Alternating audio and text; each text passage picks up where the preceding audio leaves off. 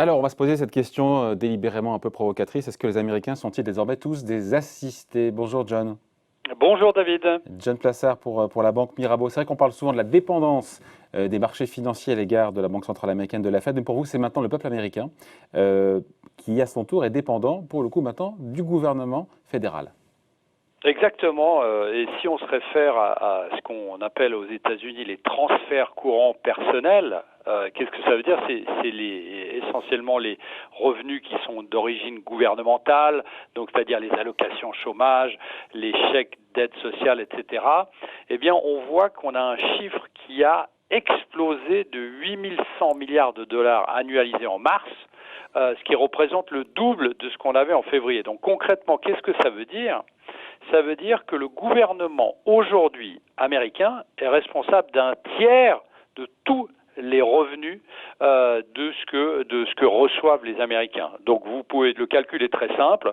Vous prenez donc ce fameux transfert des paiements du gouvernement, donc c'est-à-dire les aides sociales, etc., par rapport au pourcentage des revenus, et vous tombez sur un chiffre qui est de 33,8%. Donc un tiers de ce que gagnent les Américains, eh bien, est transféré. Sous quelle forme vient du gouvernement? Sous quelle forme? On parle d'aide, on parle des chèques qui ont été envoyés, des chèques fédéraux envoyés aux Américains, ou pas seulement? Exactement. Vous avez parlé. Il y a plusieurs choses aujourd'hui. Il y a notamment les chèques qui ont été envoyés sous l'ère Trump, mais aussi sous l'ère Biden.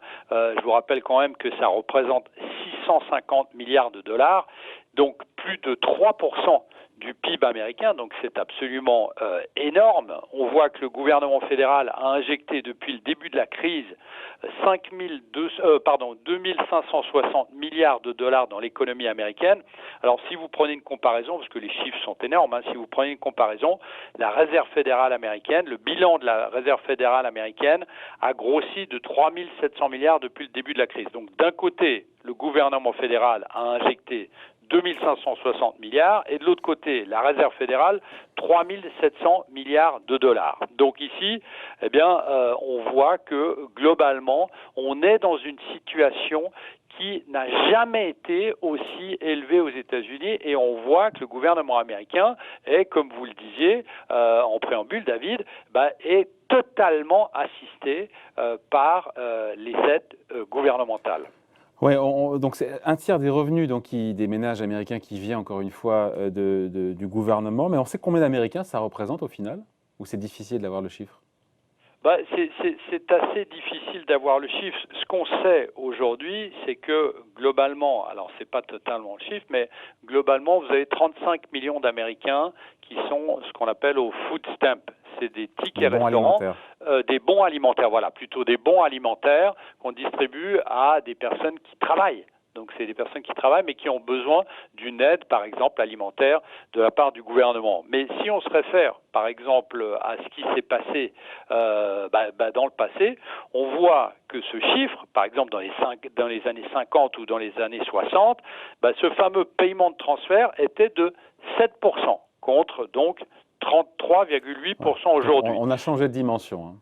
On a changé totalement de dimension, et on voit que même lors de la dernière crise financière, on était à 10%, et si vous regardez un graphique, on voit même que lors de la crise de 2000, qui était quand même considérée, vous savez, la bulle Internet, qui était quand même considérée comme étant une crise grave, eh bien on voit même pas un quelconque mouvement dessus. C'est vraiment cette crise historique du coronavirus qui a dopé, je dirais, les aides étatiques. Alors vous me direz, il n'y a pas de problème au-delà de la dette, mais comme vous le disiez avant, on sait aujourd'hui que le S&P 500, les indices, sont complètement accros au bilan des banques centrales, et donc on a la crainte majeure sur les marchés aujourd'hui, c'est le jour où la Banque centrale va annoncer la baisse de ses rachats d'actifs et après la hausse des taux. Mais ici, ce qu'il faut aussi se dire, et personne ne se pose la question aujourd'hui, c'est de se dire qu'est-ce qui va arriver lorsque les gouvernements commenceront à réduire les aides, et quel impact sera Exactement. sur l'économie américaine et donc sur les marchés boursiers américains. Voilà, et ça va avoir un impact. Et ça va avoir un impact, David, très important et beaucoup plus important qu'attendu par les marchés, parce que on verra la première résultante, ça va être une baisse de la consommation. Et vous savez que la consommation, c'est plus de 70%. Exactement 70% du PIB américain. Et lorsque vous aurez une baisse de cette activité, vous aurez une baisse de la croissance américaine par rapport à ce qu'on attend. Et il ne faut pas oublier une chose aussi, c'est que lorsque on dit que les indices sont accros aux injections de la Réserve fédérale américaine, il ne faut pas oublier aujourd'hui que vous avez un nombre assez important d'Américains qui aujourd'hui ne veulent pas retourner au travail parce que les aides étatiques leur apportent plus que ce qu'ils devraient avoir avec des salaires qui souvent sont des bas salaires. Donc on voit qu'il y a un effet qui est très important ici et on va avoir donc des conséquences le jour où le gouvernement va, ce qu'on appelle faire un tapering, le tapering du gouvernement, c'est-à-dire réduire ses aides au peuple américain. On n'en est pas là, mais on y va tout droit.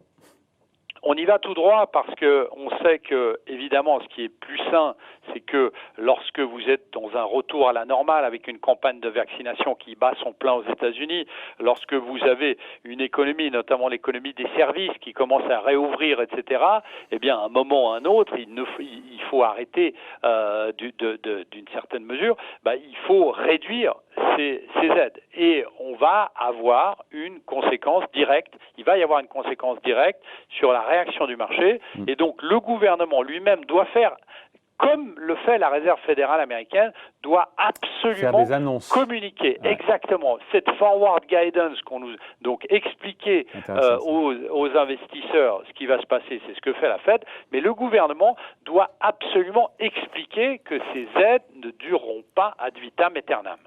Bon, voilà, explication point de vue signée John Plassard pour la Banque Mirabeau. Merci John, bon week-end. Merci David. Salut.